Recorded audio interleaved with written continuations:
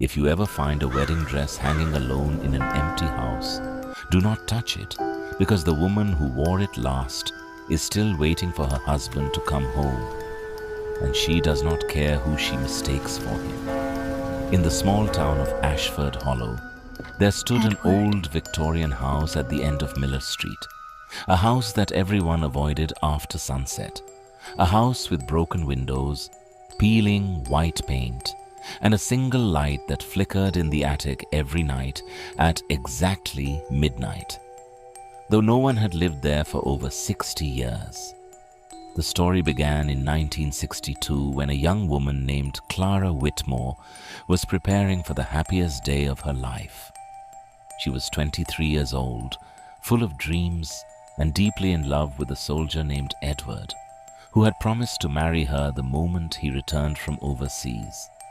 Clara spent months designing her wedding dress, a beautiful gown made of white silk with delicate lace sleeves and tiny pearl buttons running down the back, sewn with her own hands, stitch by stitch, each one filled with hope. On the morning of her wedding day, Clara stood in front of the mirror in that very house on Miller Street, admiring herself, tears of joy in her eyes, believing that in just a few hours she would become Edward's wife. But Edward never arrived at the church. Guests waited for hours, whispering among themselves, until finally a telegram arrived, informing Clara that Edward had been killed in action 3 weeks earlier, and the army had failed to deliver the news in time. Clara's world shattered in an instant. She refused to remove her wedding dress. She refused to eat. She refused to speak to anyone. For days she wandered through the house in that same white gown, now stained with dirt and tears, whispering Edward's name over and over, waiting by the window, convinced that he would still come for her. On the 7th night, her family found her hanging from the attic rafters, still wearing her wedding dress, her face frozen in an expression that was neither sadness nor peace, but something far more disturbing, something that looked almost like anticipation, as if she believed death itself would finally reunite her with her groom. The family buried her quietly, hoping the tragedy would be forgotten, but strange things began happening almost immediately. Neighbors reported seeing a figure in white standing at the attic window late at night, even though the house was supposedly empty. Some claimed to hear the faint sound of a wedding march playing from an old gramophone, drifting through the walls at exactly midnight. Others said they saw the attic light flicker on and off, as though someone were pacing back and forth, waiting. Over the decades, the house passed through several owners, but none of them stayed for long. In 1978, a young couple named Robert and Diane bought the house, unaware of its dark history, excited to renovate it and make it their own. On their very first night, Diane woke up to the sound of fabric rustling in the empty room beside their bed. She turned on the lamp, and there, hanging on the closet door, was an old white wedding dress, exactly like the one Clara had worn, even though they had never placed anything there. Terrified, Robert threw the dress into the trash the next morning, but by evening, it had mysteriously reappeared, hanging in the same spot, as if it had never left. Diane began experiencing nightmares of a woman in white standing over her bed, whispering a single word, "Husband," again and again, her voice growing more desperate each night. Within 2 weeks, Robert vanished without a trace.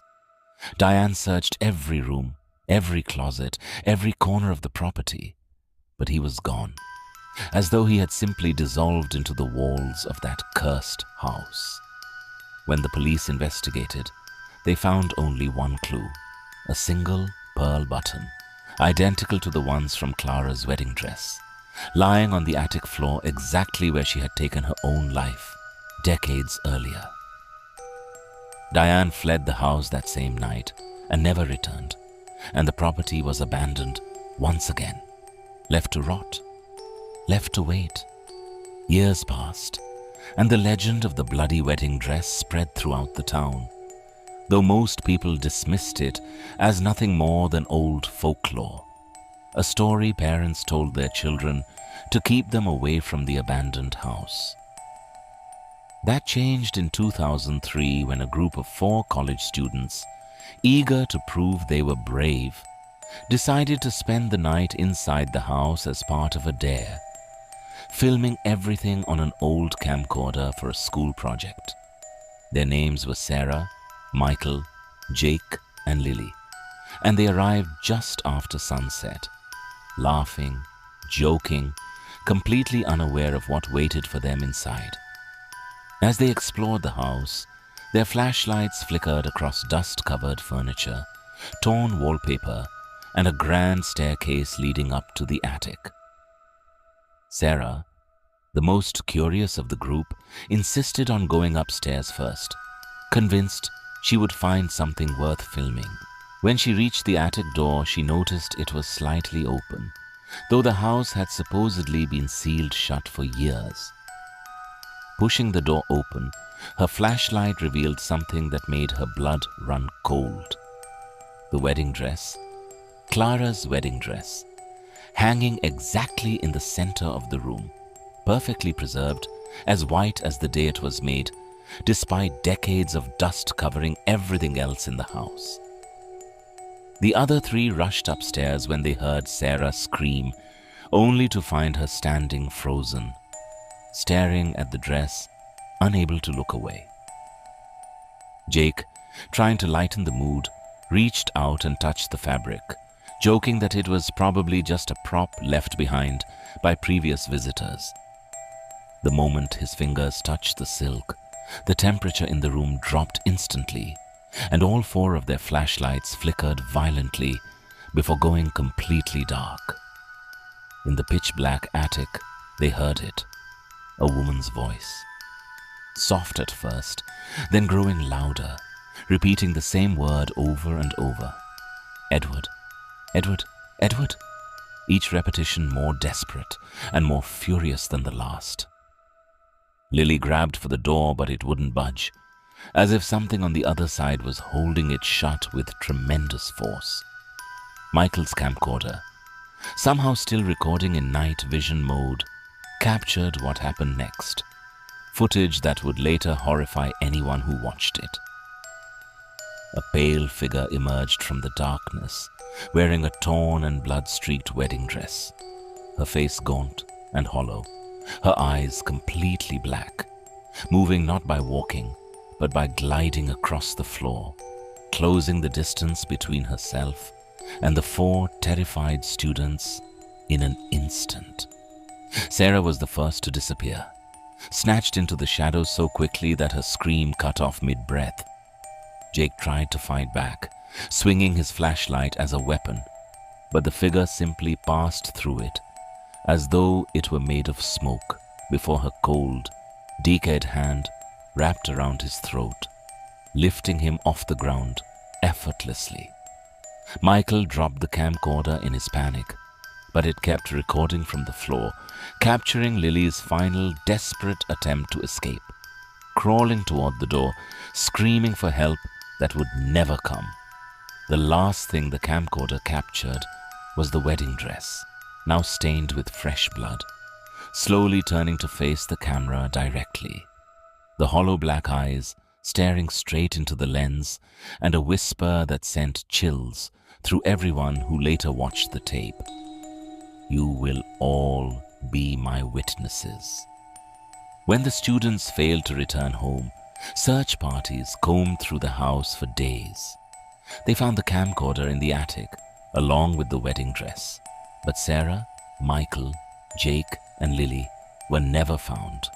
Not a single trace, not a drop of blood, nothing except 4 sets of footprints in the dust that simply stopped in the middle of the attic floor, as though all four of them had vanished into thin air at the exact same spot. The footage was eventually leaked online, though most people dismissed it as an elaborate hoax, a cleverly edited horror film made for shock value, unwilling to believe that something so horrifying could actually be real. But those who lived in Ashford Hollow knew better. They knew that Clara Whitmore was still waiting in that attic, still wearing her wedding dress, still calling out for Edward, and that anyone foolish enough to enter that house, anyone who dared to touch that dress, would become nothing more than another substitute for the husband who never came home, another soul added to her endless, tragic, blood-soaked wait. The house on Miller Street still stands today, condemned by the city, surrounded by rusted fences and warning signs. Yet every year, a handful of thrill-seekers ignore the warnings, climb through the broken windows, and enter the darkness in search of proof, in search of a story to tell, in search of the truth behind the legend. Most of them return, shaken, pale, refusing to speak about what they saw. But every few years, someone doesn't return at all, and their families are left with nothing but unanswered questions, empty search parties, and the chilling knowledge that somewhere in that attic, a bloody wedding dress still hangs, patiently waiting for its next groom. If this story gave you chills, make sure to like this video and subscribe to the channel for more terrifying tales like this one.